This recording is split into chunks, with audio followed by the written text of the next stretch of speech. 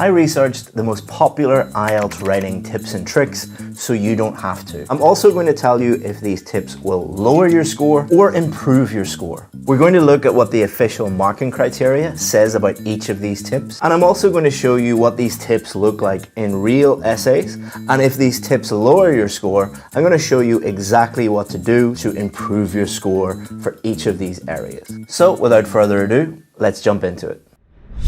So let's start off with one of the most popular tips and tricks. Use lots of high-level vocabulary and that will improve your score. Is this tip correct? So the most popular IELTS video over the last year with 6.5 million views, so a lot of people are following this tip. This video tells you exactly that. Use lots of high-level words and you will improve your score. Here's exactly what they say about that in the video. If you use most of the words which are C1, C2, definitely you will get higher bands. All words in the English language are divided into A1, A2, which is the simplest words, B1, B2, kind of intermediate words, and C1, C2, advanced words. So what this very, very popular video is telling you, the more C1, C2 advanced words you use, the higher your score. Is that actually correct? So if we look at the marking criteria, for vocabulary for a band 9, it says uses a wide range of vocabulary with very natural and sophisticated control of lexical features. That does not say for a band 9, use as many C1 and C2 words as possible. What it talks about there in the keyword is natural. Another way of saying this is if you were a native English speaker, what type of vocabulary would you use to discuss the topics and the questions that are asked on test day? And if we look down at band 6 in the marking criteria, what it says is attempts to use less common vocabulary, but with some inaccuracy.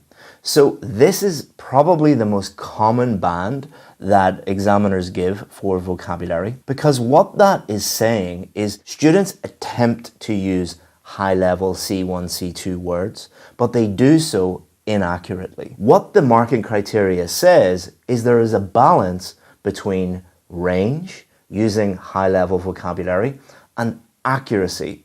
So what it is saying is, yes, if you can use words accurately, use them. But if you use them inaccurately, you're going to get a low score. You're probably only going to get a 6. Let's have a look at what IDP say about this. Writing is a means of communicating your thoughts to the reader. That is extremely important, because what they are saying is, it is not a vocabulary test. It is a writing test. It is testing your ability to clearly communicate with the reader. Therefore, make use of vocabulary that is easy to understand. Easy to understand. Do easy to understand and lots of big words go together? No. Also, only use words you can spell. In other words, only use words that you know how to spell, because if you memorize lots of big words, you probably won't be able to spell them correctly. And if you spell them incorrectly, that is an indication to the examiner, and we go back to band 6, that you are using these words inaccurately.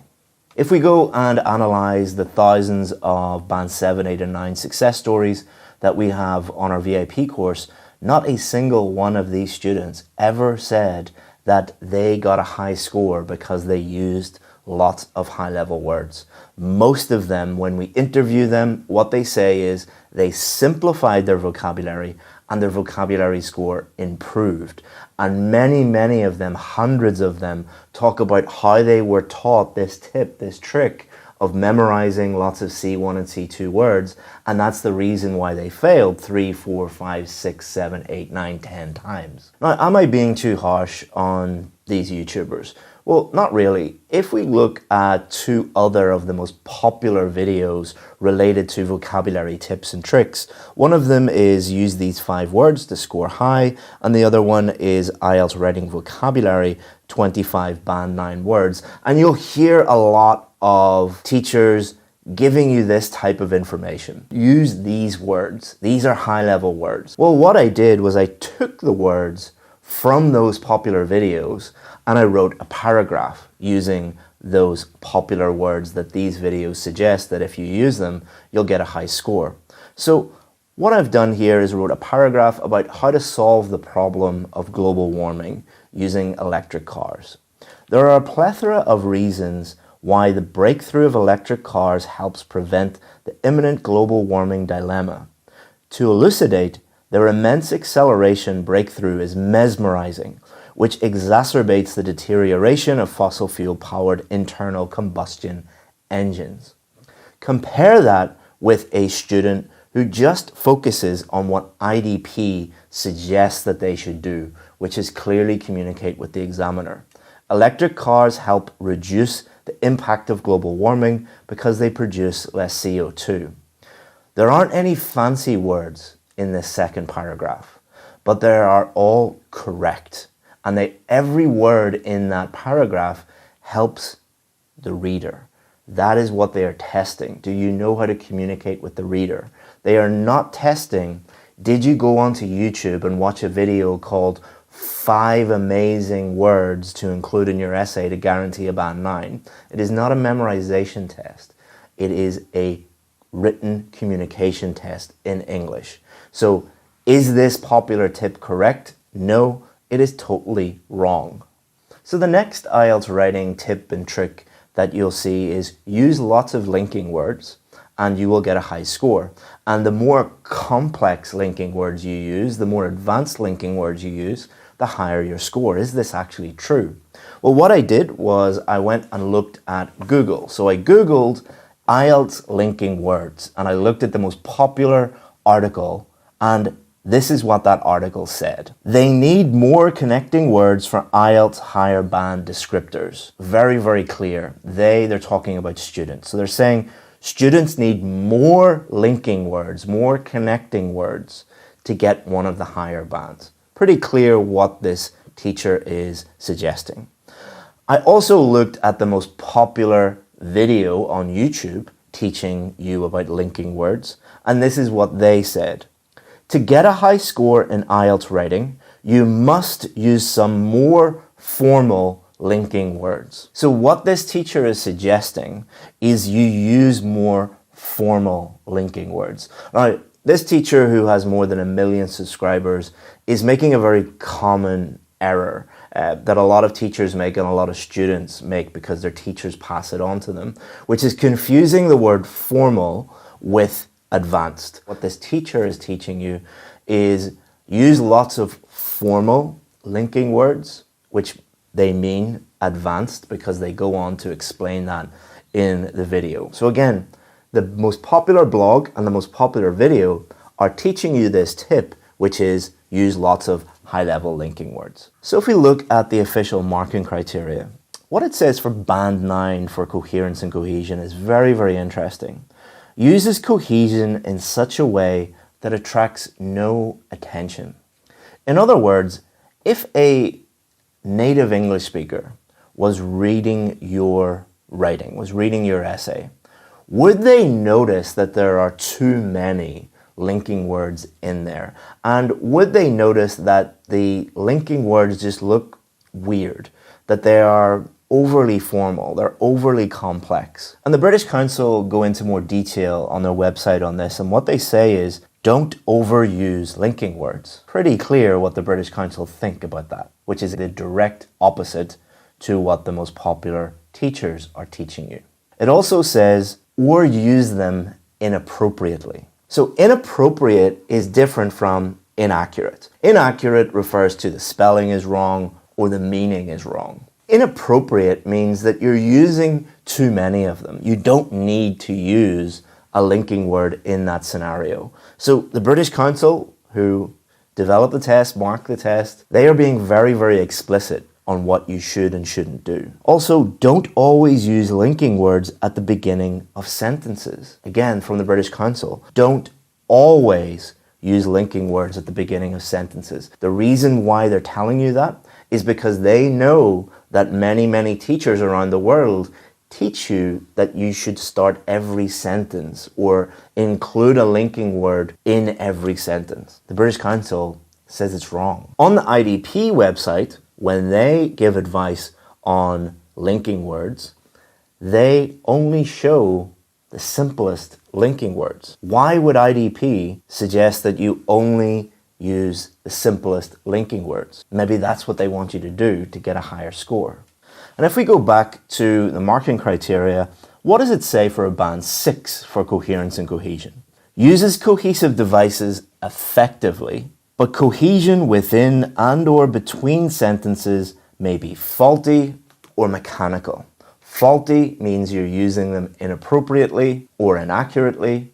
Mechanical means that you're adding them in like a robot. So if you programmed a robot and told the robot, use lots of linking words and make those words really high level, that is what a robot would do. And that is what a lot of band 6 essays look like.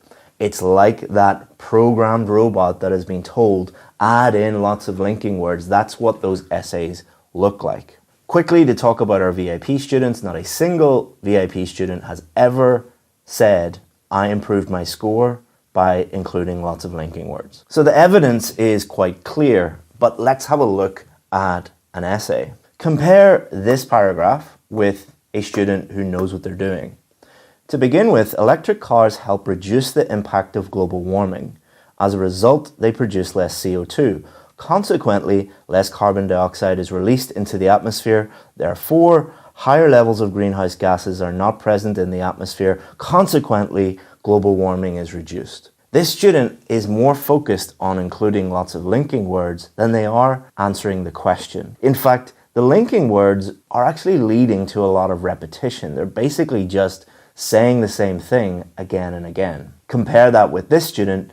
Electric cars help reduce the impact of global warming because they produce less CO2. The only linking word in that paragraph is because. Because is one of the most common words in the whole English language. Just because a word is common doesn't mean that it is a bad word.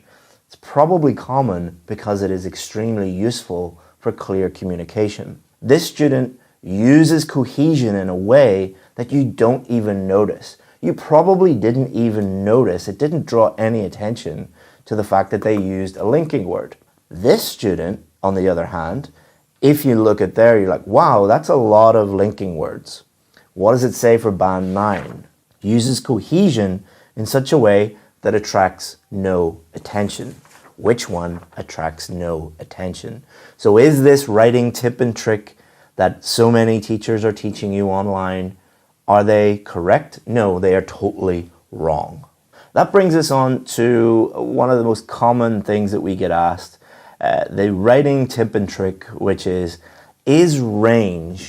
grammatical range using lots of structures, is it more important than accuracy? Using words, sentences, grammar, structures accurately. Which one is more important, range or accuracy? If you go onto YouTube and you type in IELTS Task 2 tips, the number one video, the one right at the top, gives you advice on this. Very, very clear advice. What they say in there is variety is more important than accuracy. Very, very clear. Is this actually correct? Well, the band descriptors make it very clear that both are important. It's not either or. For band 9, for grammatical range and accuracy, it says uses a wide range of structures with full flexibility and accuracy. So it's saying a band 9 student has both range and accuracy. A band 7, and this is the most important part for grammatical range and accuracy, produces frequent error-free sentences. What is an error-free sentence? An error-free sentence is a sentence without any grammatical errors in it. No punctuation errors or article errors or tense errors, nothing. It is grammatically perfect. It is an error-free sentence. What does frequently produces error-free sentences? What does that mean? Well, what that means is frequent, more than 50%.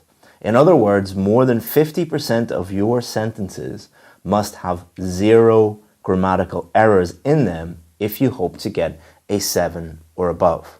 And this is very important because if you are a teacher who is actually working with students on a day-to-day basis, what you will always notice is when you try to get students to increase their range of grammar, when you advise them to use more grammatical structures, generally accuracy goes down. So what you are telling a student, if you are telling them increase the range, decrease the accuracy. And if more than 50% of your sentences have errors in them, it is impossible to get more than a 6 for grammar. IDP are also very clear about this on their website. What they say about this is uses a range of grammatical structures correctly. So they don't just say uses a range of structures. They don't say that. The key word there is correctly. But I think the most important evidence comes from our examiners who have worked for IELTS Advantage over the last 10 years and our success stories. What do they say? We have had probably close to 50 ex-examiners working at IELTS Advantage. Not a single one of them has ever said that they ever gave one student in their entire career a low score for grammar because of range. Only reason why any examiner I've ever worked with at IELTS Advantage and at the British Council, the only reason they have ever given a student a lower score for grammar is because of accuracy. It is never a problem with range. It is always accuracy. And you get to know that if you're working on a day-to-day basis with real students and correcting their essays and correcting the grammar mistakes in those essays and counting the number of mistakes in each sentence. So should you just use really simple sentences and play it safe? No, that's not what we're saying. In fact, that very popular video does have very good advice on how to improve your range. But just telling students blindly range is more important than accuracy is not actually correct. So let's have a look at a few example paragraphs. So electric cars help reduce the impact of global warming. This is because they produce less CO2. This paragraph is made up of two simple sentences. Compare that with the second paragraph. Electric cars help reduce the impact of global warming because they produce less CO2. So this is, for the purposes of IELTS marking criteria, this is a complex sentence. These are two simple sentences. This is a complex sentence. For the purposes of IELTS, a complex sentence is a sentence with more than one clause or more than one idea. What we teach our students is, yes, use a range of different structures, but only use them safely and appropriately.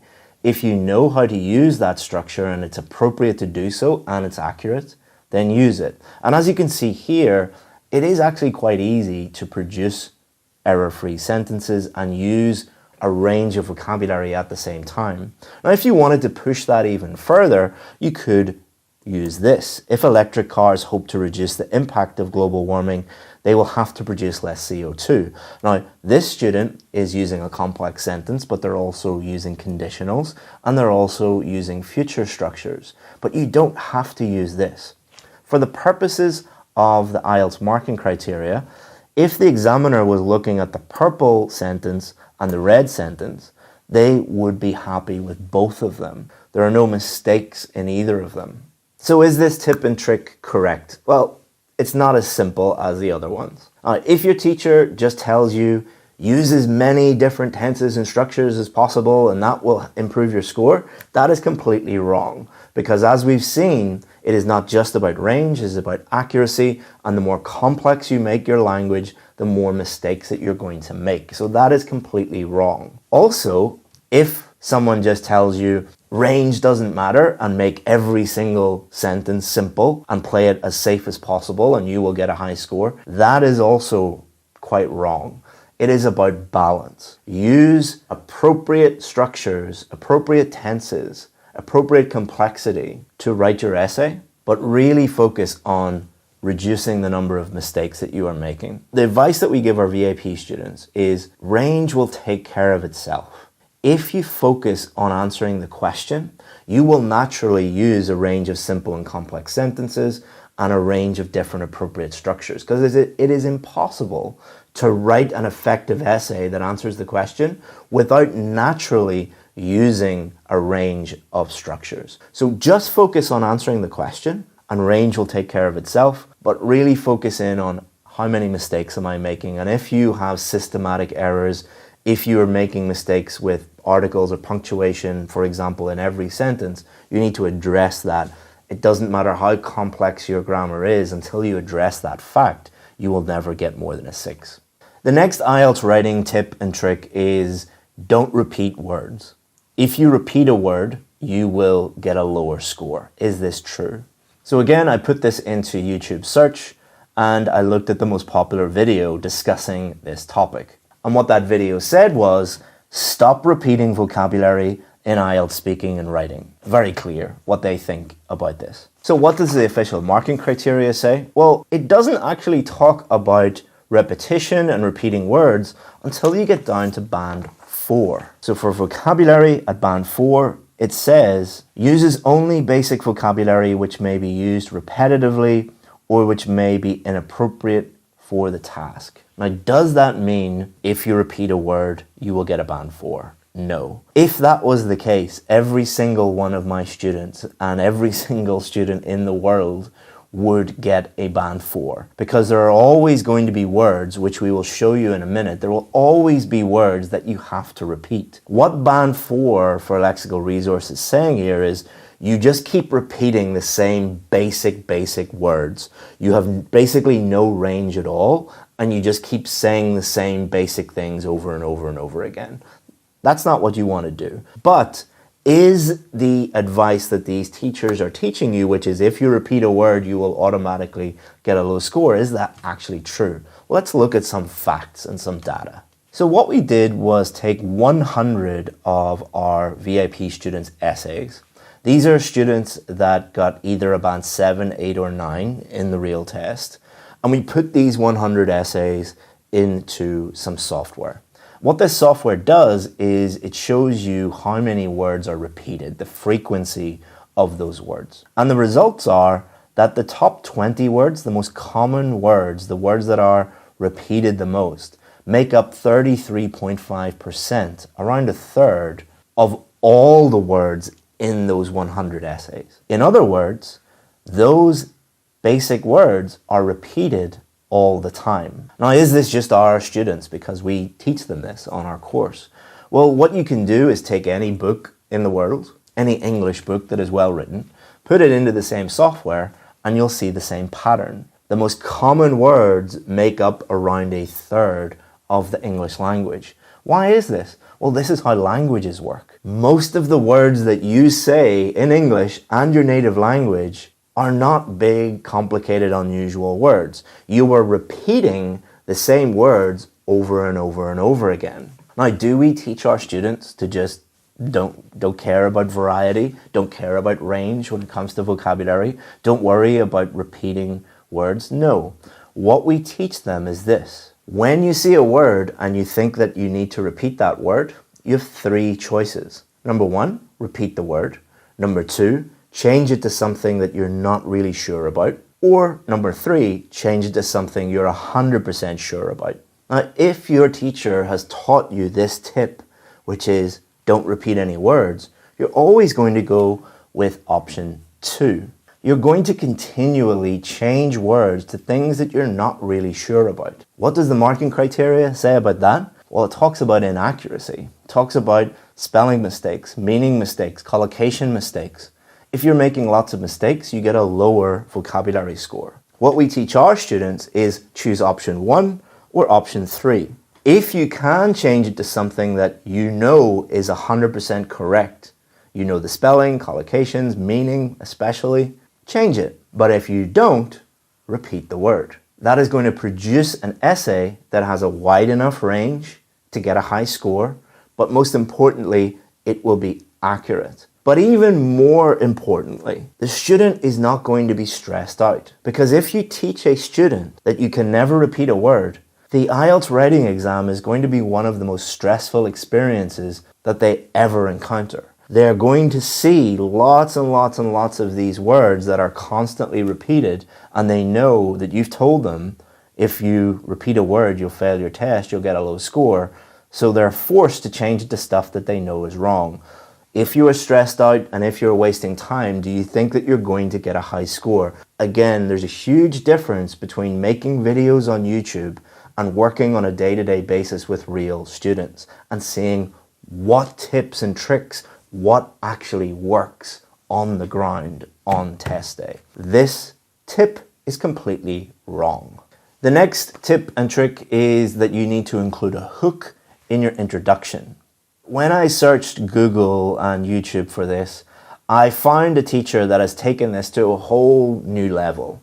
What they have done is they have given their students templates that include hooks in the introductions and thesis statements and outline statements and background statements. And what they are teaching their students is memorize these templates, insert some of your ideas in there, and you're going to wow the examiner and get a high score.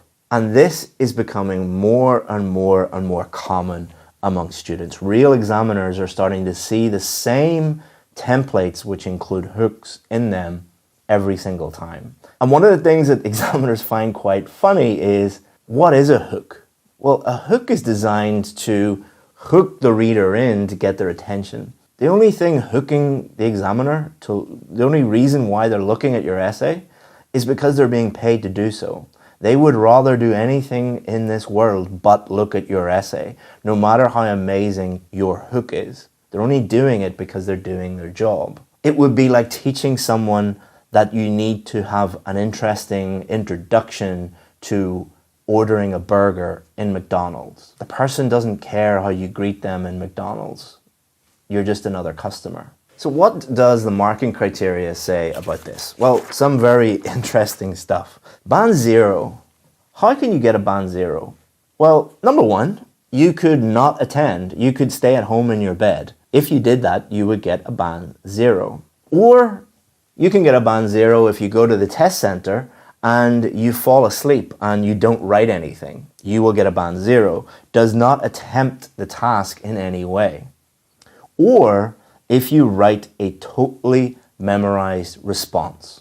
What they are telling you is memorizing these templates is the same as a student that falls asleep for the entirety of the IELTS writing test. IDP on their website says, don't use any memorized language, phrases, or examples throughout your essay. They are easy for examiners to spot and don't demonstrate your ability to write fluently. Pretty clear from IDP. IDP also says, don't tell the examiner what you are going to say in your essay. In other words, don't include outline thesis statements like this essay will discuss blah, blah, blah, blah, blah. So what I've done is I've taken the most popular template online and I've answered a question with it. It has been universally accepted that the problem, so an article mistake straight away, the problem of climate change is escalating at an alarming rate.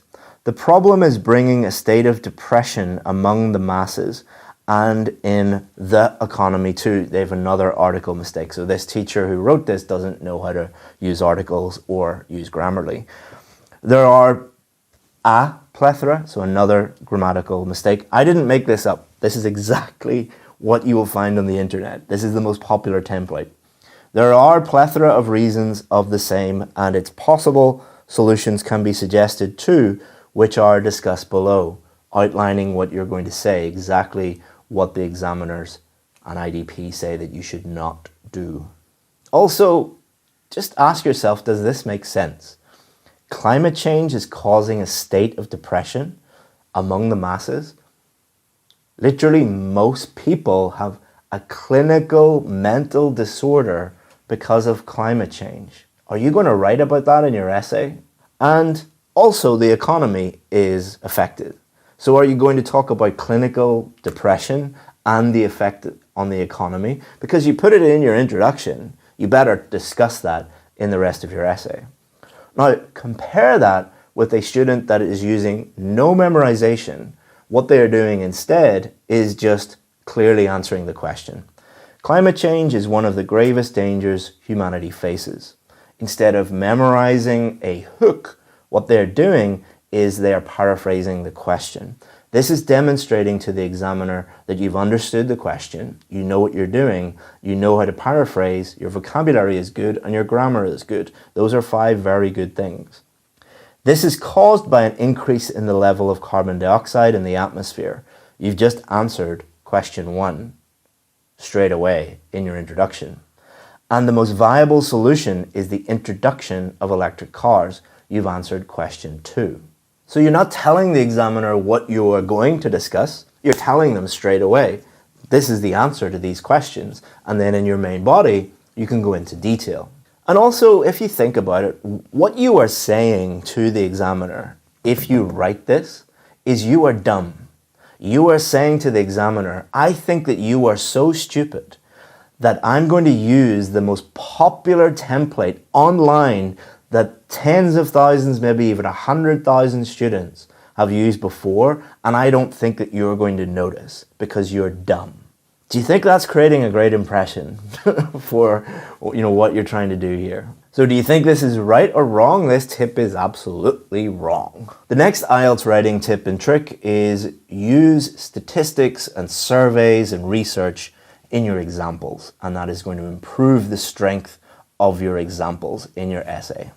So I went onto YouTube and I found the most popular video on how to use examples, and the video includes statistics. Now, this video was made a very long time ago, and let me make a confession.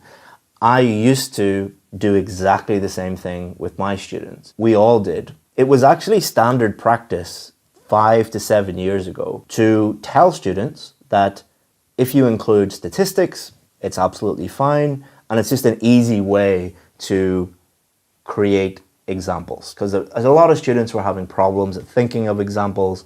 So what I and a lot of other teachers taught them was look at your main idea and create a survey or a study. 47% of people did this, for example. Add that in and you'll get a high score. The problem is students used this incorrectly. So what we were teaching our students was match your main idea to your example and make sure that your example makes sense. If your example doesn't make any sense, it is not a good example and you're wasting your time. But how a lot of teachers and students interpreted that advice was just include lots of data and surveys and don't worry about whether they make sense. So IDP noticed that a lot of students were using this technique, put out on their website recently, I think last year, and they said, don't present recent research or statistics related to the topic. So what IDP are saying is, stop using this. We stopped advising students to do this by 2 or 3 years ago, because again, we're working day to day with students, and we just noticed that students would mess this up. You would get students writing statistics such as 98% of people in the UK died from smoking. It doesn't make any sense. So let's look at the example from the most popular YouTube video on how to do this. An increasing number of people are eating unhealthy food regardless of the health warnings. For example, about 70% of people working in the UK resort to buying ready-made meals for convenience rather than doing home cooking. So this is actually fine. It makes sense. It sounds correct. But now, since IDP have said this, we can't do this. So what we do instead is take out the research, take out the example of the statistics, and just replace 70% with something more vague, like many. Many people working in the UK resort to buying ready-made meals for convenience rather than doing home cooking. So we're keeping IDP happy, we're not using statistics, and this makes sense. And it is a real example. Do many people in the UK buy ready-made meals? Absolutely, that's a fact. And this example is good because it's connected to the main idea and it makes sense. So instead of thinking about, should I use statistics, just what is an example of the thing that I'm talking about? What is an example of the main idea of this topic? And if you do that, you'll be fine. So is this common tip and trick correct? No, don't use statistics. So the next IELTS writing tip and trick is idioms. If you use lots of idioms in your IELTS writing, will this improve your IELTS score? So if you go and type in idioms IELTS writing into YouTube, you'll find lots of videos. The most popular one is one called 40 Awesome Idioms for IELTS Writing. With a title like that, this teacher is definitely suggesting that idioms are awesome and you should use them in your IELTS writing. Is this actually true? Well, what does the marking criteria say? Well, the writing criteria says nothing about idioms. It is silent on idioms, but the speaking marking criteria talks about them. What does the speaking marking criteria say? Well, the speaking marking criteria talks about idiomatic language. And this reveals to you a lot about the tips and tricks that you will see on YouTube especially. The reason why teachers are teaching you use lots of idioms to improve your score is, number one, they have confused the speaking test with the writing test. And number two, they don't know what idiomatic language means. Idiomatic language does not mean idioms. Idiomatic language means natural language that native English speakers would use. That includes idioms, but that is just a small part of idiomatic language. If you know native English speakers, listen to them for 5 minutes. Count how many idioms they use, probably 0. IDP has a video on their website called Where Can I Use Idioms in My IELTS Test? And they only mention speaking and task 1 general training informal letters. Why? Because speaking and task 1 general training informal letters are informal. Idioms are informal. That means that you should not use them in writing task 2 or task 1 academic or general training task 1 formal letters. IDP on their website also says on their guide to IELTS writing, don't use idioms. Pretty clear. I've also never met a real ex-examiner or a real successful student who used this tactic, who tried to include lots of idioms and eventually got a high score using that tactic. Just doesn't work. So is it correct? No, it's not correct. The next tips and tricks are about word length. So for task 2, you will often hear teachers teaching their students that you must write more than 250 words. This is absolutely correct. I'm not going to go into detail on this because it's very, very simple. You must, if you want a high score, you must write more than 250 words.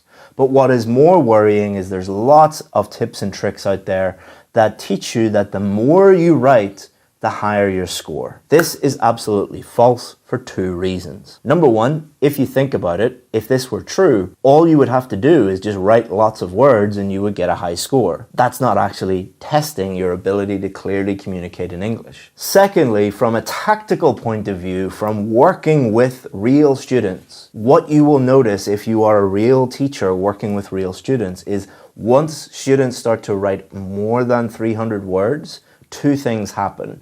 Number 1, they generally go off topic. And number 2, they don't have enough time to check their work, proofread their work, and move on and do task 1 and get everything done on time. So more than 250? Absolutely, this tip is correct.